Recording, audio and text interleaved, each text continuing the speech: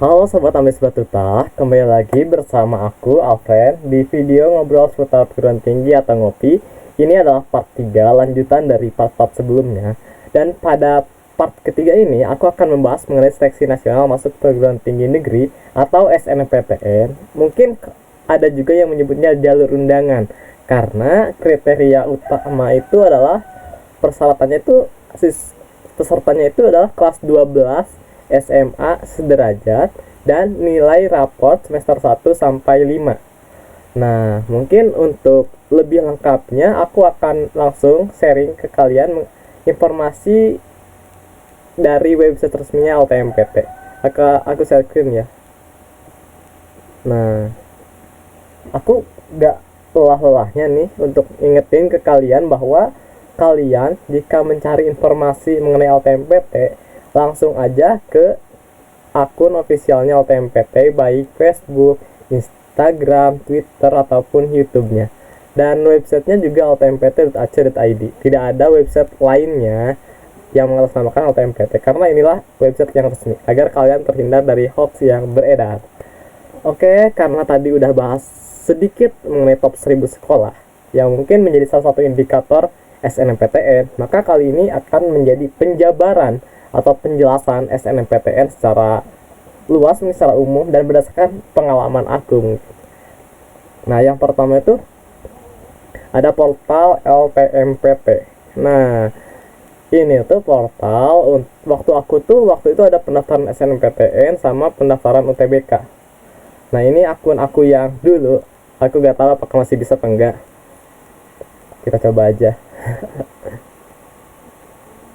Oke, masih bisa guys. Nah, waktu ini punya aku dulu. Jadi si akun LTMPT ini nanti kalian akan diarahin buat akun LTMPT milik kalian. Nah, untuk apa sih akun LTMPT ini? Pada aku dulu itu untuk daftar SNMPTN yang pertama. Terus yang kedua tuh untuk UTBK SBMPTN. Nah, terus SNMPTN ini aku tekenin bahwa enggak semua siswa bisa daftar SNMPTN, karena ada beberapa kriteria lainnya yang mengharuskan bahwa si yang bisa daftar SNMPTN itu enggak 100%, tapi 40%, 25%, dan lain-lain. Ini tuh berdasarkan akreditasi dari sekolah. Nah, pada penjelasannya mungkin nanti akan sedikit dibahas juga. Kita lanjut aja ke SNMPTN di sini. Kalian bisa klik SNMPTN. Nah, pertama, pangkalan data sekolah dan siswa. PDDS merupakan basis data yang berisikan rekam jejak kinerja sekolah dan nilai lapor siswa yang eligible mendaftar. Nah, biasanya nih pada saat aku dulu gitu, jadi si nilai-nilai itu diverifikasi gitu. Jadi waktu itu tuh aku bawa lapor ke sekolah buat verifikasi bahwa kata guru BK tuh ini nilai kamu dari semester 1 sampai semester 5 gitu, apakah ada kesalahan gitu, takutnya nanti di servernya sekian padahal di raport aku tuh sekian gitu. Jadi masih ada kesempatan buat istilahnya apa tuh banding gitu, karena nilainya itu ada, kadang-kadang kan namanya juga manusia gitu kan, ada kesalahan gitu. Jadi diverifikasi kembali baru nanti difinalkan gitu. Nah, nanti ada daftar yang namanya daftar eligible gitu. Mungkin teman-teman saat ini sedang PAS atau penilaian akhir semester ataupun UAS ataupun nama-nama lainnya, mungkin ada yang udah selesai, ada yang masih proses, atau mungkin minggu depan baru mau mulai. Semangat ya, karena itu nilai semester 5 kalian yang nantinya akan kalian gunain dengan nilai dari semester 1 buat SNMPTN. Oke, nanti ada eligible itu nanti di sini nih, persyaratan sekolahnya itu harus punya NPSN. Terus si sekolahnya itu udah harus terakreditasi minimal C. Nah, akreditasi A itu 40% terbaik di sekolahnya, akreditasi B 25% terbaik di sekolahnya, dan akreditasi C 5% terbaik di sekolahnya. Nah, mungkin tadi aku sedikit rada menyinggung sedikit karena gak semua siswa bisa daftar SNMPTN. Ini tuh baru tiket untuk daftar SNMPTN. Kalian belum tentu langsung keterima gitu. Kalian untuk dapat tiketnya aja harus bersaing gitu. Bersaingnya pakai cara apa? Kalau aku dulu, misalkan kan ini misal akreditasi kalau aku tuh A. Nah, misalkan dari 100 siswa itu 40%, berarti 40 terbaik. 40 orang dengan nilai yang di ranking dari 1 sampai 100, kemudian 40 terbaik dapat tiket untuk bisa daftar SNMPTN. Ingat, bisa daftar SNMPTN, belum tentu diterima. Karena pada waktu itu aku gak diterima. Kebetulan mungkin belum rezeki aku di SNMPTN. Nah terus udah kita dapat tiket gitu, nah nanti oh iya kan, misal gini, kalian pasti bertanya nih, di sekolah aku tuh waktu itu kelas IPA ada 6 kelas. Nah terus di kelas aku tuh ada ranking 1 sampai 10, kelas sebelah juga ada sama, kelas 3 nya juga sama, misalkan ada 6 kelas, ada ranking 1 sampai 10. Terus ada pertanyaan, apakah ranking 10 besar di kelas otomatis masuk eligible? Nah ini tuh tergantung. Mengapa? Bisa ya, bisa tidak. Bisa ya jika dia 10 besar di kelas, tetapi dia juga masuk si 40% terbaik jika diperingkatkan dari semua kelas jurusan IPA. Tetapi tidak masuk jika misalkan dia masuk ke 10 besar di kelas, tetapi tidak masuk ke 40% yang tadi. Misalkan ada 100 siswa, ternyata dia 10 besar di kelas, tetapi pada saat di ranking ulang, berdasarkan nilai dari seluruh kelas, ternyata dia tuh ranking 41. Otomatis, walaupun beda 1, tetap aja gak bisa itu. Karena nanti pada saat aku sendiri berdasarkan pengalaman aku, nanti akan diinformasikan gitu, yang eligible tuh si A sampai si B gitu. Nah nanti B, C, D, E, F, G, H. Jadi nanti kalian bisa juga tahu aku tuh bisa daftar gak sih gitu. Nah terus aku gak bisa nih. Nah tenang aja, SNMPTN itu cuma salah satu jalur untuk kalian masuk ke perguruan tinggi negeri. Ada jalur lainnya, ada jalur apa tadi, jalur UTBK SBMPTN dan jalur mandiri. Aku juga lolosnya di jalur UTBK. Jadi kalian tetap santuy aja, yang penting kalian yakin. Nah persyaratan peserta harus kalian benar-benar disimak nih, karena apa tuh, yang kalian itu bukan hanya tentang nilai ya, tapi tentang kesiapan kalian. Karena keberuntungan itu saat kesiapan dan kesempatan bertemu, maka kalian benar-benar mendapatkan apa yang kalian inginkan. Yang pertama, memiliki prestasi akademik dan memenuhi persyaratan yang ditentukan oleh masing-masing PTN. Kadang ada PTN yang hanya menerima SMA saja, ada PTN yang menerima misalkan IPA saja, IPS, atau mungkin ada persyaratan lainnya, misalkan kayak jurusan saintek, jurusan sosum gitu. Kalian aku rekomendasiin buat jangan lintas jurusan di SNMPTN, karena bener-bener masih abstrak kalau kalian linjur di SNMPTN. Tapi tidak menutup kemungkinan, karena teman aku juga ada yang dari IPA dia linjur ke ke sosum di SNMPTN tapi dia lolos. Ada juga teman aku yang sosum, dia daftar sosum tapi dia gak lolos. Sebenarnya tergantung rezeki juga, tapi kalian juga harus realistis gitu. Kalau saran dari aku, harus realistis dalam menentukan pilihan gitu. NISN, kemudian, nah ini NISN benar-benar harus kalian cek dulu, karena kalau ada nih temanku ya, atau mungkin cerita-cerita lain di internet atau di Twitter bahwa NISN-nya itu tidak terdaftar, sehingga harus dilakukan verifikasi. Misalkan ada kesalahan nama lah, misalkan ada ejaan salah nama itu, terus tambah yang paling sering itu tanggal lahir, bulan lahir, tahun lahir gitu. Sehingga waktu temanku itu ada yang sempat salah gitu, jenis kelamin dia perempuan tapi dia laki-laki di webnya itu. Jadi harus verifikasi dulu, ada bawa akte kelahiran, bawa kartu keluarga ke sekolah untuk verifikasi.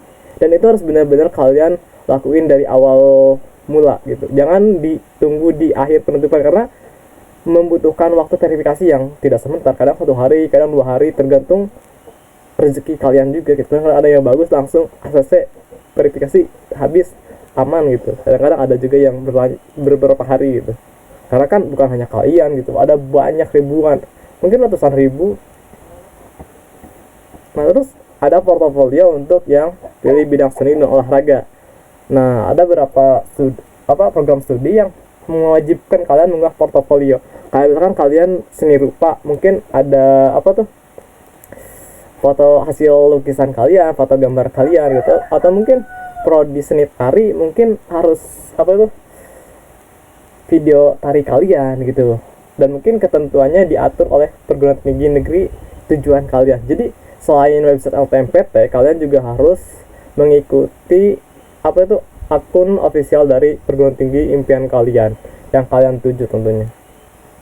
Dan lebih spesifik ke jurusan atau program studi yang kalian inginkan agar persyaratannya sesuai gitu, agar kalian tidak kalah sebelum perang, guys. Nah, terus ini yang paling mungkin kalian lagi galau-galaunya nih, yaitu pemilihan program studi. Nah, setiap siswa dapat memilih 2 program studi dari 1 PTN atau 2 PTN. Misal, aku mau daftar UGM, dua-duanya di UGM, bisa. Aku mau daftar dua universitas, satu di UGM, misalkan aku ilmu komputer, satu di UGM, teknik informatika di Unpad, bisa. Nah, terus misalkan jurusannya beda tapi beda universitas, bisa. 2 jurusan, misalkan aku agribisnis di Unpad, terus agroteknologi di UGM, bisa. Tetapi nih harus diperhatikan, ini aturan kalau nggak salah itu mulainya 2021. 2021 pas angkatan aku. Dimana jika memilih 2 program studi ini, salah satu harus berada di PTN pada provinsi yang sama dengan SMA, SMK asalnya. Tetapi jika milih satu program studi dapat memilih PTN yang berada di provinsi manapun. Nah, jadi jika kalian misalkan pilih 2 program studi nih, misalkan satu kedokteran di Unpad, terus kedua teknik informatika di Unpad, aman kan gitu. Dan aku di Ciamis gitu sekolahnya, jadi aman gitu. Tetapi misalkan aku milih UGM, kedokteran UGM, nah si program studi yang kedua itu harus dari program studi di universitas yang seprovinsi sama aku, baik itu di UPI, di Unpad, di Unsil, ITB ataupun lain-lain yang memang seprovinsi sama aku. Nah, nanti juga LTMPT bakal merilis nih mana aja sih yang daerah-daerah ini. Misalkan UI ini, yang kemarin UI itu kan di Depok ya, Depok itu masuk Jawa Barat, tetapi ternyata di LTMPT itu masuknya Jakarta gitu. Jadi kalian harus benar-benar perhatiin informasi sedetail mungkin mengenai informasi perguruan tinggi impian kalian. Seperti yang tadi aku katakan, jangan sampai kalian kalah sebelum berperang. Tetapi jika kalian pilih satu program studi, kalian bebas mau provinsi manapun karena cuma pilih satu gitu. Tetapi kalau pilih 2, nah baru harus diperhatikan bahwa salah satunya pilihannya harus dengan satu provinsi dengan SMA kalian. SMA ya, bukan misalkan kalian orang Jawa Barat tapi kalian sekolah di Magelang. Nah, kalian milihnya Unpad dua-duanya, gak bisa. Kalian harus milih juga yang di Jawa Tengahnya satu, karena sekolah kalian domisilinya itu Jawa Tengah. Gitu ya. Terus, nah ini nih tadi lintas minat atau apa gitu. Nah, di sini disarankan tidak lintas minat atau lintas jurusan, yang biasa kita kenal lintas jurusan atau linjur. Nah, di sini juga dalam tanda kurung nih perlu diperhatikan bahwa tergantung ketentuan PTN yang dituju. Jadi mungkin nggak melarang 100% gitu, tapi disarankan tidak linjur gitu pada SNMPTN. Nah, ini mungkin ada SNMPTN itu ada pengumuman kuota. Waktu itu kuota di aku itu kan misalkan jumlah siswanya berapa, kan 40%. Nah, nanti di LTMPT langsung merilis gitu. Bukan namanya, waktu itu bukan langsung nama si A, si B, bukan. Tapi misalkan dari 400 misalkan berapa orang sih gitu dari program IPA, berapa orang dari program IPS.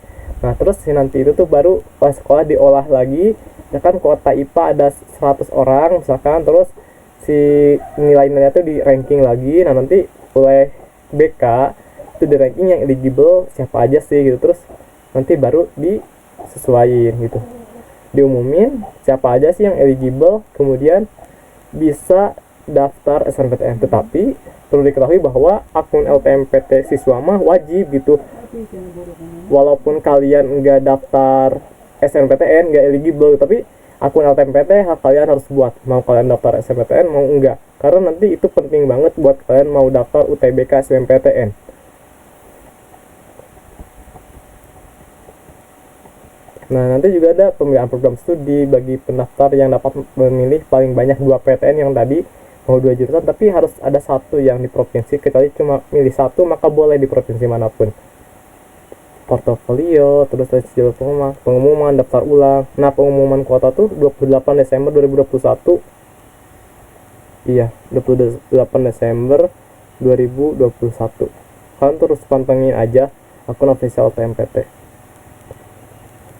Nah terus ini nih yang paling menarik nih, yang penentuan eligible itu loh, yang ini tuh kalian bakal dapat tiket gak sih gitu buat daftar SNMPTN. Di sini tuh ada jurusan IPA, IPS, dan bahasa. Nah jurusan IPA tuh ada matematika, bahasa Indonesia, bahasa Inggris, kimia, fisika, dan biologi. Nah waktu aku kan matematika yang digunain itu matematika wajib atau matematika umum, jadi bukan matematika peminatan. Kalau waktu aku, iya kalau waktu aku itu fisika, kimia, biologi, bahasa Indonesia, bahasa Inggris itu sama mau jurusan apapun kayaknya. Terus jurusan bahasa ada antropologi dan satu bahasa asing, sastra Indonesia. Kemudian jurusan IPS ada sosiologi, ekonomi, dan geografi. Selain matematika, bahasa Indonesia, bahasa Inggris tentunya. Kemudian di sini nih, sekolah dapat menambahkan kriteria lain berupa prestasi akademik dalam menentukan peringkat siswa bila ada nilai sama. Misalkan nilai kalian tuh ada yang sama loh, misalkan nggak ada bedanya sama. Nah nanti peringkat satunya siapa, peringkat duanya siapa, peringkat itu tuh ditentuin oleh kriteria lain yang ditentukan. Misalkan kamu pernah juara apa gitu, pernah ikut kompetisi terus juara gitu, atau mungkin kalian pernah ikut kegiatan apa gitu, misalnya jadi delegasi sekolah, itu bisa loh jadi salah satu kriteria jika ada nilainya yang sama gitu. Jumlah siswa yang masuk dalam pemeringkatan sesuai dengan ketentuan kuota akreditasi sekolah. Iya, akreditasi A 40%, akreditasi B 25%, dan akreditasi C 5%. Jadi pastikan sekolah kalian benar-benar udah terakreditasi. Nah terus mungkin ini yang terakhir pada pembahasan video kali ini, yaitu jadwal sosialisasi PDDS atau pangkalan data yang itu dari 1 Desember sampai 8 Februari 2022. Sosialisasi SNMPTN juga sampai 28 Februari. Launching kegiatan PMB 4 Januari, siswa eligible 4 Januari sampai 8 Februari. Nah pada masa ini kalian benar-benar akan tahu tempat kalian, ranking kalian di siswa eligible tuh di mana. Dan saat ini mungkin kalian sedang galau karena kalian mungkin udah nentuin jurusan kalian, tapi ternyata pada saat pemeringkatan eligible kalian ada di bawah, peringkatnya ada di bawah teman kalian yang ternyata mau ke jurusan yang sama dengan kalian. Itu adalah salah satu dilema terbesar menurut aku, karena waktu itu aku juga mengalaminya gitu. Sehingga menurut aku ada beberapa pilihan sih kalau menurut aku. Antara kalian emang bener-bener udahlah terabas aja gitu, rezeki kan siapa yang tahu gitu, nggak apa-apa gitu. Tapi emang sih jarang yang masuk, apalagi satu jurusan yang sama persis dari satu sekolah. Tapi banyak juga loh yang lolos gitu dari satu sekolah masuk ke satu jurusan yang sama di satu fakultas, satu universitas yang sama. Tetapi kalian juga harus memperhitungkan bahwa kalian di samping keputusan kalian tuh ada resiko yang cukup besar.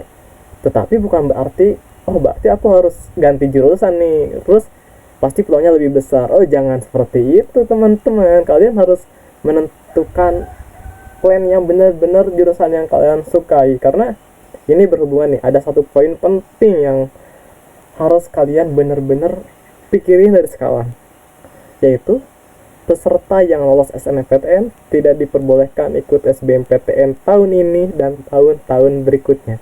Itu kebijakan dimulai tahun 2021. Jadi jika kalian lolos SNMPTN dan kalian merasa salah jurusan, kalian gak bisa ikut lagi UTBK, kalian cuma bisa masuk jalur mandiri. Sedangkan ada beberapa PTN atau perguruan tinggi yang seleksi mandirinya itu menggunakan hasil nilai UTBK, atau nilai UTBK-nya itu walaupun bukan penentu tapi menjadi syarat atau tiket untuk daftar seleksi mandirinya. Sehingga kalian itu harus benar-benar mengeksplorasi jurusan kalian. Aku tuh jurusannya ini, tetapi emang kalian harus tahu dulu loh matkulnya itu apa aja sih, lalu mempelajari apa aja seluruhnya. Jangan kalian cuma tahu namanya aja. Oke, dari prospek kerja, terus nanti apa tuh budaya di lingkungannya itu gimana aja sih belajarnya gitu, apakah banyak praktek, banyak teori, atau banyak praktikum gitu di lab atau di lapangan, banyak kuliah lapangannya atau kuliah di kelas gitu. Jadi kalian harus benar-benar tentuin dari sekarang, jangan sampai kalian menyesal karena ketika kalian lulus SNMPTN terus kalian ingin pindah, kalian tidak bisa ikut lagi UTBK. Jadi untuk yang jurusan PTN, pastikan jurusan yang emang kalian inginkan agar kalian enjoy dalam menjalaninya. Itu kebijakan tahun 2021. Untuk tahun 2022 aku gak tahu apakah itu masih berlangsung, tapi kalau gak salah itu masih ya, tapi gak tahu juga. Mungkin nanti LTMPT akan bakal merilis ulang mengenai apakah peserta SNMPTN yang lolos bisa ikut UTBK. Ini tuh bukan lulusan yang SNMPTN tahun ini aja, tapi yang tahun 2021 kemudian dia lolos jalur SNMPTN 2021 ingin ikut UTBK 2022, dia tuh udah gak bisa gitu karena ada peraturan itu. Itu pun waktu 2021 yang lolos jalur SNMPTN 2020 2019 dia gak bisa ikut UTBK tahun 2021. Dan mungkin ini akan lebih sedikit dibahas di part selanjutnya, yaitu mengenai pembahasan UTBK SBMPTN. Oke, mungkin untuk video SNMPTN dicukupkan sekian. Kurang lebihnya mohon maaf. Dan tetap semangat. Jangan banyak galau. Kalian harus banyak belajar dan berdoa. Dadah, sampai jumpa di video part selanjutnya.